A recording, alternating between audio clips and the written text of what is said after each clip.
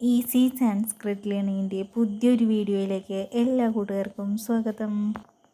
ഇന്നത്തെ വീഡിയോ സംസ്കൃതം 5ാം ക്ലാസ്സിലെ 3ാമത്തെ യൂണിറ്റാണ് ഡിസ്കസ് ചെയ്യുന്നത്. ഈ ചാനലിൽ കാണുന്ന പുതിയ എല്ലാ കൂട്ടുകാരും ചാനലൊന്ന് സബ്സ്ക്രൈബ് ചെയ്യാനും ലൈക്ക് അടിക്കാനും മറക്കരുത്.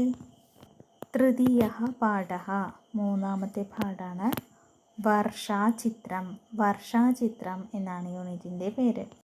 വർഷം എന്നാൽ മഴ, മഴയുടെ ചിത്രം എന്നാണ് വർഷാചിത്രം എന്നതിൻ്റെ അർത്ഥം. അഭിനയഗീതം ഗായതി, ഛാത്രാഹ അനുഗായന്തി. അതായത് ക്ലാസ് മുറിയിൽ ഒരു അഭിനയഗീതം പാടുകയാണ്, കുട്ടികൾ അത് ഏറ്റുപാടുന്നു.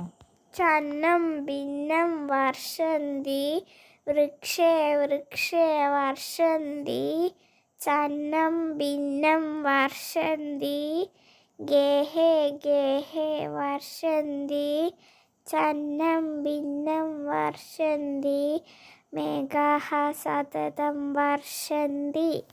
ഇനി ഇതിന് താഴെ എഴുതിയുള്ള ചോദ്യമാണ് കെ വർഷന്തി, ആരാണ് വർഷിക്കുന്നത്? വർഷിക്കുക എന്ന് പറഞ്ഞാൽ പെയ്യുക, ആരാണ് പെയ്യുന്നത്?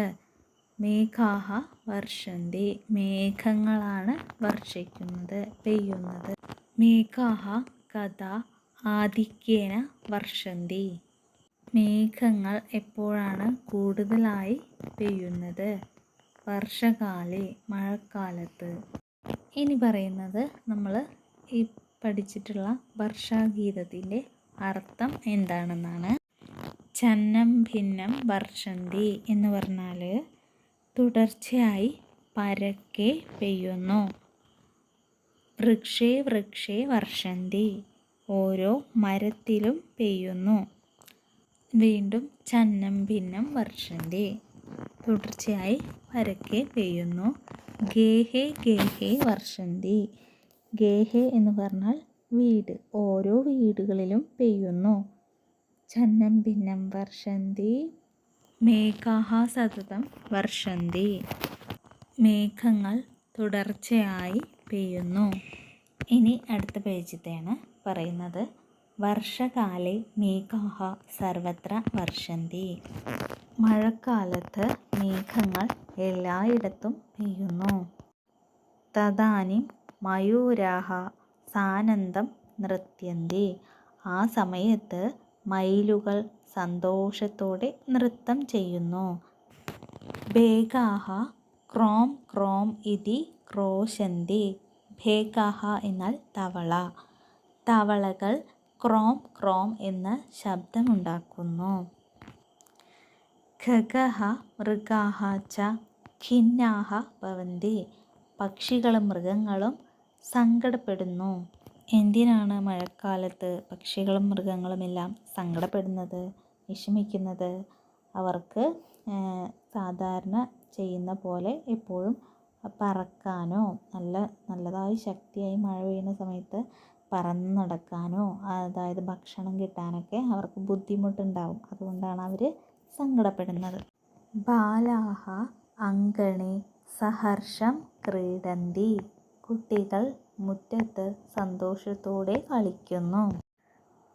ജലാശയഃ പൂർണ്ണാ ഭവന്തി, ജലാശയങ്ങൾ വെള്ളത്താൽ നിറയുന്നു.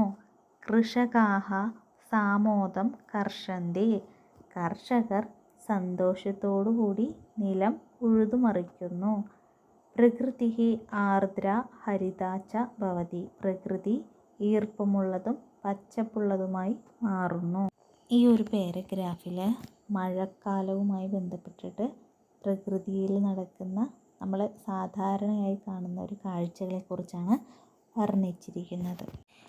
അടുത്തത് പദച്ഛേദഃ, പദച്ഛേദങ്ങളാണ് നൽകിയിട്ടുള്ളത്. വൃഷ്ടിരപി, വൃഷ്ടിരപി എന്നതിൻ്റെ പദച്ഛേദം വൃഷ്ടിഃ പ്ലസ് അപി. ഇനി വിഗ്രഹമാണ്. സാനന്ദം എന്നതിൻ്റെ വിഗ്രഹവാക്യം ആനന്ദേന സഹ. സഹർഷം എന്നതിൻ്റെ വിഗ്രഹമാണ് ഹർഷേണ സഹ. ഇനി പഠന പ്രവർത്തനങ്ങളാണ്. പഠന പ്രവർത്തനാനി വർഷകാലസ്യ മനോഹര ദൃശ്യാനി സമാഹൃത്യ ചിത്രസമ്പുടം രചയതു. വർഷകാലം അതായത് മഴക്കാലവുമായി ബന്ധപ്പെട്ട മനോഹരങ്ങളായിട്ടുള്ള ചിത്രങ്ങൾ സംഘടിപ്പിച്ചിട്ട് ഇതുപോലെ ഈ തന്നിരിക്കുന്ന ബോക്സുകളിൽ ഫില്ല് ചെയ്യാനാണ് പറയുന്നത്. മഴക്കാലവുമായി ബന്ധപ്പെട്ടുള്ള നല്ല ഭംഗിയുള്ള ചിത്രങ്ങൾ സംഘടിപ്പിച്ച് ആ കോളങ്ങളിലായിട്ട് ഒട്ടിച്ചു കൊടുക്കുക. അടുത്ത പഠന പ്രവർത്തനം പ്രകൃതി സംരക്ഷണസ്യ ആവശ്യകതാം അധികൃത്യ ചർച്ചാം കരോതു. ടിപ്പണിം ലിഖതു. പ്രകൃതി സംരക്ഷണത്തിൻ്റെ ആവശ്യകതയുമായി ബന്ധപ്പെട്ടിട്ട് ചർച്ച നടത്തുക. പ്രകൃതി സംരക്ഷണത്തിൻ്റെ ആവശ്യകത എന്ന വിഷയവുമായി ബന്ധപ്പെട്ട് ക്ലാസ് റൂമിൽ ചർച്ച നടത്തിയിട്ട് ഒരു ലഘുക്കുറിപ്പ് എഴുതാനാണ് പറയുന്നത്. അതിനു വേണ്ടിയിട്ട് കുറച്ച് സൂചനകൾ തന്നിട്ടുണ്ട്. വൃക്ഷരോപണം, പ്രകൃതി വിഭവാഹ, മലിനീകരണം, പാരിസ്ഥിതിക വസ്തൂനി, പ്രകൃതി ചൂഷണം. വൃക്ഷരോപണം എന്നാൽ വൃക്ഷങ്ങൾ നട്ടുപിടിപ്പിക്കുക. പ്രകൃതി വിഭവാഹ പ്രകൃതി വിഭവങ്ങൾ. മലിനീകരണം എന്ന് പറഞ്ഞാൽ മലിനീകരണം തന്നെയാണ്. പാരിസ്ഥിതിക വസ്തൂനി എന്ന് പറഞ്ഞാൽ പ്ലാസ്റ്റിക് വസ്തുക്കൾ. അവസാനത്തേത് പ്രകൃതി ചൂഷണം. അപ്പോൾ നമുക്ക് എല്ലാവർക്കും അറിയാം പ്രകൃതിയെ സംരക്ഷിക്കേണ്ടതിൻ്റെ ആവശ്യകത അല്ലേ.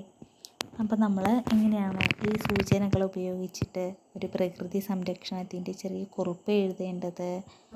ചെറിയൊരു മോഡലാണ് ഇപ്പോൾ ഇതിൽ കൊടുത്തിട്ടുള്ളത്. നിങ്ങൾ ഈ പോയിൻറ്റ്സ് ഒക്കെ ഉപയോഗിച്ചിട്ട് നല്ലൊരു കുറിപ്പ് വേറെ തയ്യാറാക്കാവുന്നതാണ്. അടുത്ത പഠന പ്രവർത്തനമാണ് കോഷ്ടകാത് പദാനി സ്വീകൃത്യ ഭിത്തിപത്രികാം രചയതു. ഭിത്തിപത്രിക എന്നാൽ ചുമർ പത്രിക. ഇവിടെ നമുക്ക് കുറച്ച് സൂചനകൾ പോലെ തന്നിട്ടുണ്ട് അല്ലേ. പ്രകൃതിം, ഭൂമിം, വൃക്ഷം, ജലം. മറ്റൊരു ബോക്സിലായിട്ട് സംരക്ഷതു, രക്ഷതു, രോപയതു, പരിപാലയതു. ഉദാഹരണമായിട്ട് നൽകിയിട്ടുള്ളത് നോക്കൂ. പ്രകൃതിം സംരക്ഷതു, ഭൂമിം രക്ഷതു. ഇതേപോലെ മറ്റ് ഉദാഹരണങ്ങൾ ഉപയോഗിച്ച് ഇതുപോലെ ചുമർ പത്രിക നിർമ്മിക്കണം. ഉദാഹരണമായിട്ട് വൃക്ഷം രോപയതു, ജലം പരിപാലയതു എന്ന് എഴുതാവുന്നതാണ്. അടുത്ത പഠന പ്രവർത്തനമാണ് അനുബന്ധം ദൃഷ്ട്വാ ഋതൂനാം നാമാനി വദതു ലിഖതു ച. അതായത് എത്ര ഋതുക്കളാണുള്ളത്? 6 ഋതുക്കളാണുള്ളത് അല്ലേ. ഷഡ് ഋതവഃ. നമ്മൾ ഈ തന്നിരിക്കുന്ന ബോക്സിനകത്ത് ഋതുക്കളുടെ പേരുകൾ എഴുതുകയാണ് ചെയ്യേണ്ടത്. ഇവിടെ തന്നിട്ടുള്ള മരപ്പലകകളിൽ എഴുതേണ്ടവയാണ് വസന്തഃ, ഗ്രീഷ്മഃ, വർഷ, ശരത്, ഹേമന്തഃ, ശിശിരഃ എന്നിങ്ങനെ. ഇതിൽ തന്നെ വരുന്ന അടുത്ത പഠന പ്രവർത്തനമാണ് റിക്തസ്ഥാനാനി പൂരയതു. ഇട്ടുപോയ ഭാഗം പൂരിപ്പിക്കുക. ഇവിടെ ഏകവചനവും ബഹുവചനവുമാണ് നമുക്ക് എഴുതാനുള്ളത്. ഏകവചനത്തിലും ബഹുവചനത്തിലും ഒരു ഉദാഹരണം നൽകിയിട്ടുണ്ട്. ഭവതി ഏകവചനത്തിൽ ഭവതി, ബഹുവചനത്തിൽ ഭവന്തി എന്നും എഴുതിയിട്ടുണ്ട്. അടുത്തത് ഏകവചനത്തിൽ ക്രീഡതി എന്നുണ്ട്. ബഹുവചനത്തിൽ ഡാഷ് ഇട്ട സ്ഥലത്ത് എഴുതേണ്ടതാണ് ക്രീഡന്തി. അടുത്തത് ഡാഷ് കർഷന്തി എന്നാണ്. ഏകവചനം ഡാഷ് ഇട്ട സ്ഥലത്ത് കർഷതി എന്ന് എഴുതുക. ഏകവചനത്തിൽ നൃത്യതി എന്നുണ്ട്. ബഹുവചനത്തിൽ നൃത്യന്തി. അടുത്തത് ക്രോശതി എന്നാണ് എഴുതേണ്ടത്. ക്രോശന്തി എന്ന് ബഹുവചനം. അത് കഴിഞ്ഞാൽ പഠതി എന്ന് ഇവിടെ തന്നിട്ടുണ്ട്. ബഹുവചനത്തിൽ പഠന്തി എന്നാണ് എഴുതുക. ഇതിൻ്റെ ആൻസറാണ് ഇപ്പോൾ സ്ക്രീനിൽ കാണുന്നത്. അടുത്ത പഠന പ്രവർത്തനമാണ് പാദടിപ്പണിം ലിഖതു. ഇവിടെ ഒരു ബോക്സിനകത്ത് കുറച്ച് വാക്കുകൾ നൽകിയിട്ടുണ്ട്. അത് ഈ ചിത്രങ്ങൾക്ക് താഴെയുള്ള ബോക്സുകളിൽ പൂരിപ്പിക്കാനുള്ളവയാണ്. ഒരു ഉദാഹരണം തന്നിട്ടുള്ളതാണ്. മേഘഃ വർഷതി.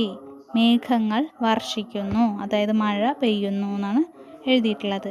അതുപോലെ ബേഗഃ, ബാലാഹ, മയൂരാഹ, നദി എന്നിങ്ങനെ മാത്രമായിട്ട് നമുക്ക് നൽകിയിട്ടുണ്ട്. ഇനി ഇതിൽ എഴുതി കൊടുക്കേണ്ട വാക്കുകളാണ് മുകളിൽ ബോക്സിലായിട്ട് നൽകിയിട്ടുള്ളത്. മേഘഃ വർഷതി എന്നതുപോലെ അടുത്തതിൽ എഴുതേണ്ടത് ബേഗാഹ ക്രോശന്തി. തവള കരയുന്നു. അടുത്തത് കുട്ടികൾ കളിക്കുന്നതിൻ്റെ ഒരു ചിത്രമാണ് അല്ലേ. അതിലെന്താ നമ്മൾ എഴുതേണ്ടത്? ബാലാഹ ക്രീഡന്തി. അത് കഴിഞ്ഞാൽ മയൂരഹ, മയൂരഹ എന്നാൽ മയിൽ. മയൂരാഹ നൃത്യന്തി, മയിലുകൾ നൃത്തം വയ്ക്കുന്നു. അവസാനത്തേത് നദി എന്നതാണ്. നദി എന്താണ് ചെയ്യുന്നത്? ഒഴുകുകയാണ് അല്ലേ. നദി പ്രവഹതി, ഒഴുകുന്നു.